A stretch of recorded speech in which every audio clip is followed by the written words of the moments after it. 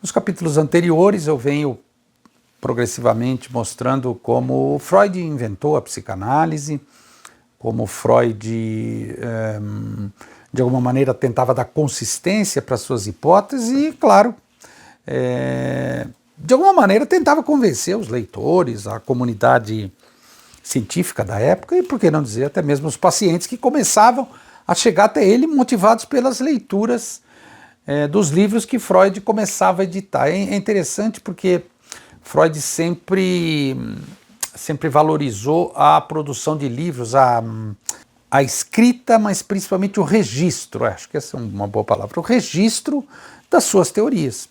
Então, nesse sentido, Freud escreveu desde quando começou, muito jovem ainda, na faculdade de medicina, Freud sistematicamente escrevia. Isso é meio um padrão assim na psicanálise. A gente tem muita produção escrita, muita teorização.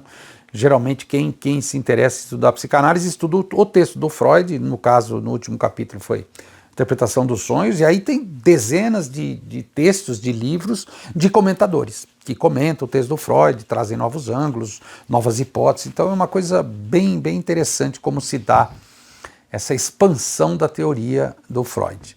Então, voltando ao capítulo anterior, a gente falou da Interpretação dos Sonhos, do ano de 1900, um livro que de fato não fez sucesso, vendeu 400 cópias em acho que 8 anos ou algo do tipo. Era uma coisa realmente restrita aos médicos da época, né? Só existiam os médicos, aos médicos que ousavam apostar nessa coisa inventada pelo Freud, né? Eu imagino que se hoje o Freud tivesse vivo, a internet facilitaria. A gente tem pouquíssimos registros. Tem uma entrevista do Freud para a BBC, facilmente encontrável na internet, uma coisa curtíssima. Freud era fluentíssimo em inglês, ele já estava bem velhinho, ele já morava na Inglaterra.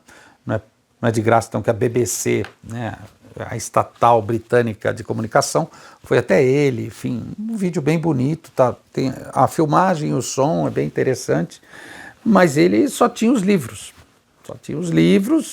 e ele trabalhava sozinho nesse período ainda, que ele chama de esplêndido isolamento.